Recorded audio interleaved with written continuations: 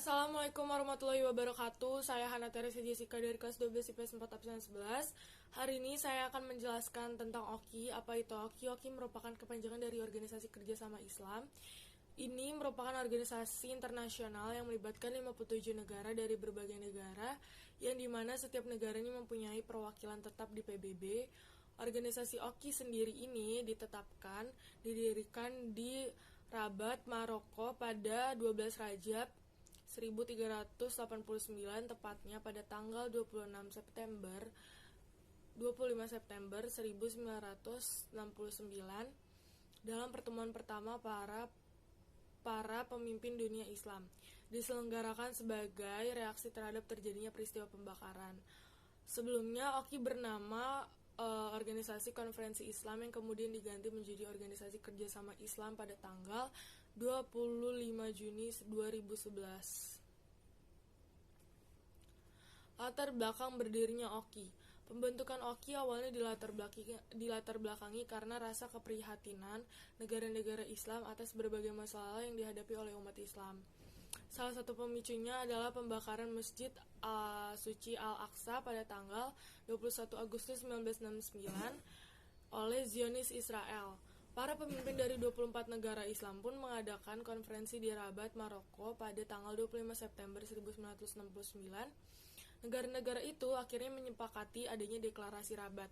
Deklarasi itu sendiri berbunyi, pemerintahan Muslim akan berusaha mempromosikan di antara mereka kerjasama yang erat dan juga saling tolong-menolong dalam hal ekonomi, budaya, pengetahuan, keamanan berdasarkan ajaran Islam yang abadi. Tujuan OKI ada 5.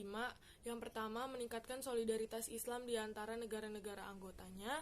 Yang kedua, mengordinasikan kerjasama antara negara anggota. Yang ketiga, mendukung perdamaian dan keamanan internasional. Yang keempat, melindungi tempat-tempat suci Islam seperti Mekah dan lain-lain. Yang kelima, membantu perjuangan pembentukan negara Palestina yang merdeka dan berdaulat. Prinsip dasar OKI ada 5. Yang pertama, persamaan mutlak antara negara-negara anggota.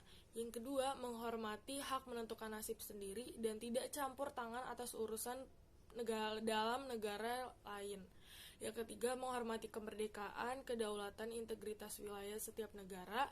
Yang keempat, menyelesaikan setiap sengketa yang timbul dengan cara yang damai, seperti perundingan, mediasi, rekonsiliasi, dan juga arbitrasi. Dan yang kelima, abstain dari ancaman atau penggunaan kekerasan terhadap integritas wilayah, kesatuan nasional, atau kemerdekaan politik suatu negara. Kapan Indonesia bergabung ke OKI? Ya, Indonesia bergabung ke dalam sebuah organisasi kerjasama Islam itu bermula sejak organisasi Islam terbesar di dunia ini berdiri. Indonesia merupakan salah satu dari 24 negara yang hadir dalam KTT pertama di Rabat, Maroko, yang merupakan awal berdirinya OKI. Lalu, peran Indonesia dalam OKI. Yang pertama, hadir dalam KTT 1 di Rabat. Indonesia menjadi salah satu dari 24 negara yang menghadiri KTT di Rabat, Maroko, yang menjadi awalnya berdirinya sebuah organisasi kerjasama Islam. Pada tahun awal-awal ini, Indonesia di OKI itu sangat sulit untuk masuk. Masih sangat terbatas. Keanggotaan Indonesia di OKI sempat menjadi perdebatan, baik di kalangan OKI maupun di dalam negeri.